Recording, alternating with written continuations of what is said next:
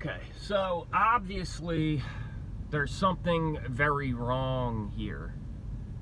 We all acknowledge that. There's there's baddies here. There's a bad force, negative, evil,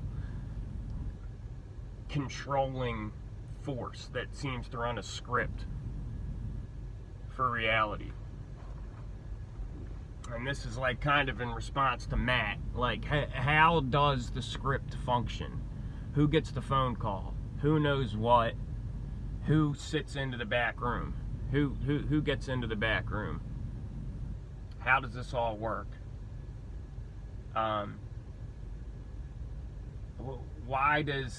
Where does Donald Trump get his cues from? How exactly does this work?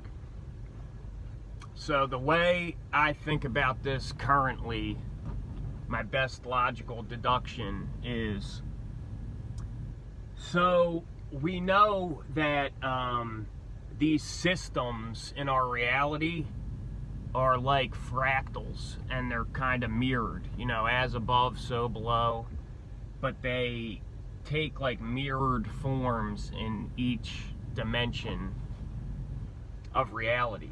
So in the same way that we have this financial system that's and we can see in this financial system that it's set up to siphon off a vast majority of our resources, our energy. It's like a loss system. It's a parasite system. There's huge waste, and it's set up that way on purpose. And we have all these water terms. Banks. You've been liquidated. Your business is underwater. You guys know all this.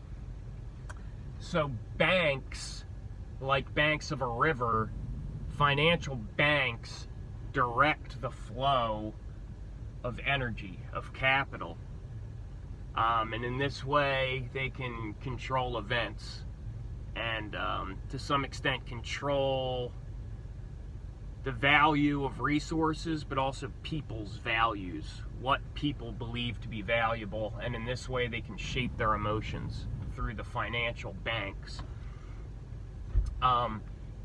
So I would say that we also have banks of reality, and it goes on many levels, but on our 3D nuts and bolts level, how most people's actions are controlled by financial banks, institutions, machines. I think also that reality and circumstance itself is shaped and guided in this way, and I'm going to call them reality canals. Now, I want to use predictive programming, for instance. I'm going to use the analogy of water. If consciousness is water, we can imagine that like we only move one direction in time, you know, in this life. So it's like going downhill. The water, which is consciousness or attention, is always running downhill. And there's little dips and valleys, ravines and hills.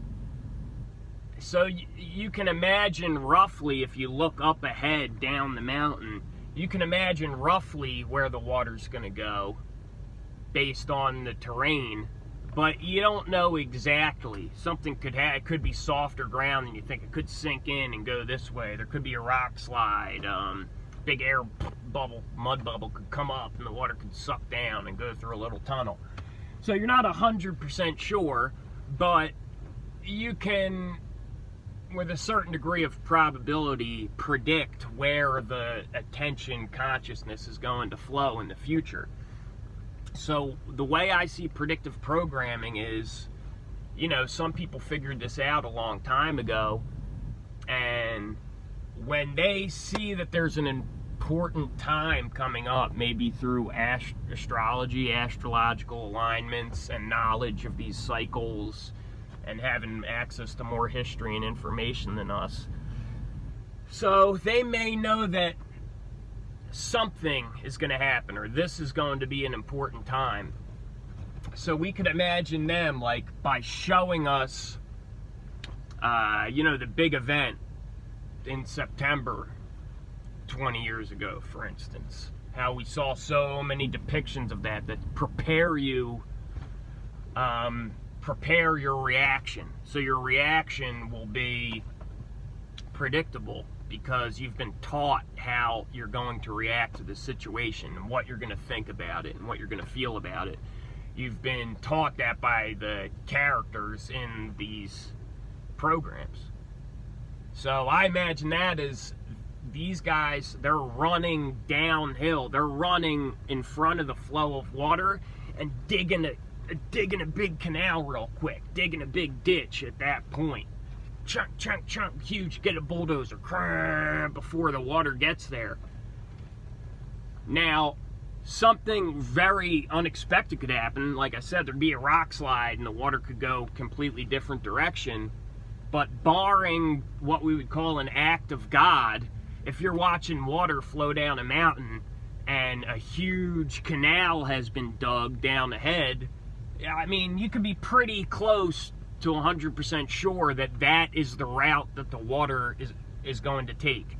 That is where our attention is going to go, our consciousness. It's going to flow in these canals that they've dug ahead of time for us. So they're guiding the flow of attention. So that's like on one level, but I think this is actually happening in many levels. Like, on this level, it manifests as predictive programming. But maybe one level up, dimensionally, our culture and our history is prepared for us. Like history canals, and who knows, maybe this is orchestrated by societies, maybe it's men and women who do have access to a higher dimension. I don't know. Then maybe 2 levels up, our language is prepared. The language canals are dug. So our language being prepared in advance, we think in language, we think in analogy. It's hard to think without using language, obviously. So, the way your language is set up, the structure of your language is going to dictate the kind of thoughts you're going to have. It's going to guide your thoughts. Maybe another level up, we have our physicality itself, biology, morphogenics, like the shape of our body or even our sense or our modes of perception, sight, sound, are laid down on even a higher dimensional level. And that's going to determine the type of experience you're going to have in reality based on the shape of your body and your size and your modes of perception, the actual physicality. But ultimately, I don't see this as a hall of mirrors where we just look up and down dimensionally forever. I do think there's a source, a creator. And I would say at this ultimate highest level, the reality canal is circumstance itself, and it funnels down through all the lower levels. So I think that there's a built-in system, mechanism, God in reality, in a way that it's very hard for us to see. We can only kind of catch glimpses of it circumstantially, but circumstance is guided by these reality canals, and it may manifest for everyone differently. what your motivation will be for you personally to take an action. But cumulatively, all our individual motivations sum up to the script. That is the sum of all our motivations, is the script.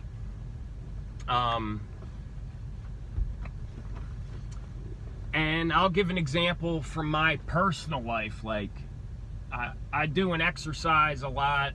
I call it the egg. Like how Matt talks about reality bubbles. I try to imagine I'm in a bubble, like the length of my outstretched arms, and it's like a screen, like Matt says, and it shows me my reality. And anything I touch, like I touch the steering wheel, that's actually the bubble coming in, morphing into the shape of a steering wheel. If I touch this, I'm touching the bubble. So I think I'm touching objects, but I'm actually just like walking in a gerbil wheel in this virtual reality bubble. And it molds based on my consciousness when I think I'm touching an object or a sound, or it shows me what I should be seeing. So I try and do this exercise, and I treat it like a game. And the way the game works is I win if I always remember I'm in the egg and it's a game. And the egg, or reality, gets a point if it can make me forget I'm in the egg, which basically is usually an emotional response. So if reality, if the egg can elicit an emotional response from me, make me angry or upset or jealous or sad, and I get caught up in my personal emotion, oh God, oh, you cut me off, you piece of shit. Like if you knew you were in a bubble, a VR egg, you wouldn't do that. So that means 1 point for the egg if you road rage, freak out, or whatever, bitch about work, or whatever it is. So anyway, even though I've been doing this for maybe a couple years, trying to do this exercise, the egg gets me all the time. The egg's way up on me. Got lots of points, the egg. And if it's big enough, like I get pulled over and police and crash your car, if it's elicits a big enough emotional response, I might go into a negative state, anger, sadness, whatever, maybe for days, like 3 days or something. And at some point I'll snap back out and I'll be like, the egg, I completely forgot about the egg for 3 days. And basically, I think in that time, I was at a very low level of awareness, and I was acting out the script. So I was an NPC for those 3 days. Those motivations, outside motivations, motivation implants overrode me, and I just acted not as myself, not aware, but automatically, based on the script. And I think this will manifest for everyone differently. Like at the highest levels of politicians, Donald Trump, maybe it is for money, or maybe they do get it's political or a power grab, or maybe they do get a cue from a society. I do think that obviously that's involved at the highest levels, secret societies. So they think they're in control of everything. Like they're up ahead doing predictive programming, digging this reality canal and whatever, betting on oil futures or however you can massively profit from this activity of predictive programming. And they think they're in control, but ultimately there's always a higher level, and they are acting out the one script also. So it's like people doing motivation implants and digging reality canals in culture, in media, in finance, in politics, but it's like a mirror of the same system of banks, reality canals, like coming down, like Russian nesting dolls through the dimensions. But ultimately, I do think there is a plan, and yeah, shit is fucked up. It is an information loss, energy loss, parasite system we're in. But I know I'm learning every day, and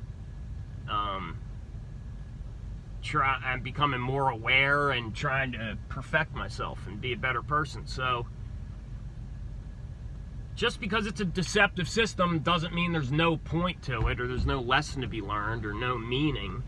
And people say, well, I would never enter a deception system, so I've been captured, I've been parasited, or whatever. But you might put yourself into a memory wipe deceptive system. I mean, why do you go to a magic show if you would never subject yourself to deception? Why would you? I mean, we go to magic shows, we play poker, you know, we engage in this because it's useful to us in some way in our spiritual development.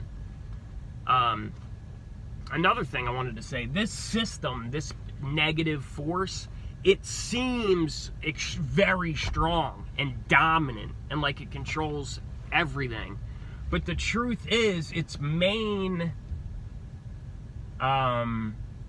technique is deception. We can see that. And if it were really completely dominant, if it was really very strong, there would be no need for deception. The deception itself is a giveaway that it is a weak force that we can defeat or destroy or override.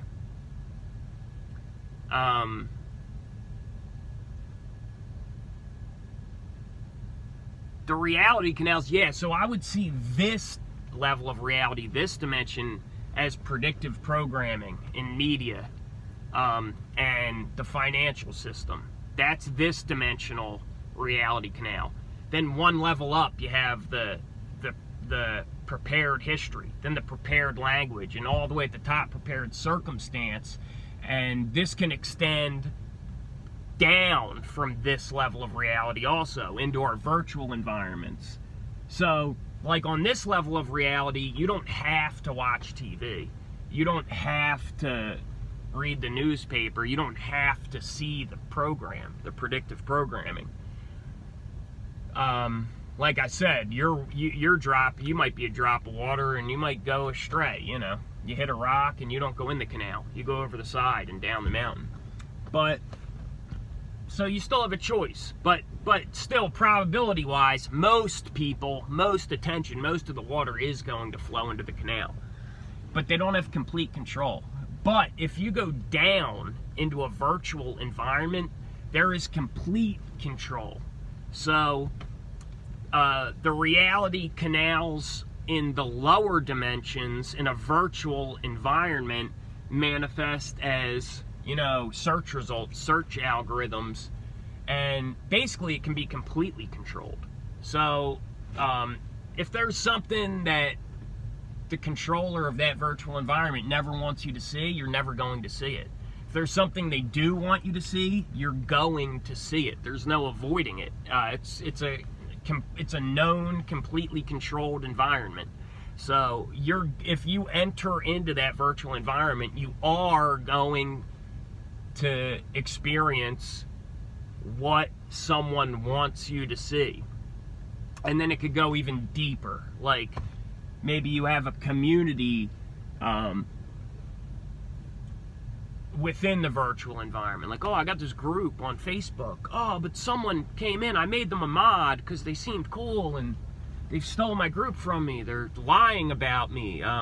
Bots, fake personalities, AI in a virtual environment within the virtual environment. So yeah, Facebook sucks, but at least I have my group. Oh no, now my group sucks. And you can keep tunneling down. But basically, we want to stay away from the virtual environments as much as we can, because we're really, our attention is being guided completely in these virtual environments. Which is why I probably no one will ever see this video. One other thing I thought of, I wanted to touch on, like this mirroring of the banks, reality banks, finance banks, energy banks. I was thinking of compartmentalization. So what we know about truth drops and reality being required to reveal things to us. So the official mainstream answer for how secrets are kept, big secrets, military secrets, government secrets, if you ask a normie, you ask Bill Nye or some shit, they're going to tell you it's done through compartmentalization. So basically, no one knows enough to put the whole narrative story together. Everyone just works on a little piece and has a very myopic view, and they can't see the forest for the trees. And I was wondering if this is if this is in like a inverted mirror, the way they keep us from ever figuring anything out is maybe each truth seeker, each true human being gets a little piece of the truth, a little insight, a little nugget, a golden truth nugget. But we never put the picture together because we're compartmentalized through these reality banks, fear of ridicule, groupthink, threats of violence if you say the wrong thing, if it's, really a secret, or financial ruin. We all know. I go on my Chinese social credit score. It says, red alert, dangerous person, alert, high alert. Like, yeah, financially, that they have many ways of keeping us from sharing our golden nugget. And it's also just a selfish greed system deeply ingrained in us, and no one wants to share their nuggets. They want to keep it till they can write a book and cash in or make a movie, or they don't want anyone to steal their idea. They want to make sure they get credit.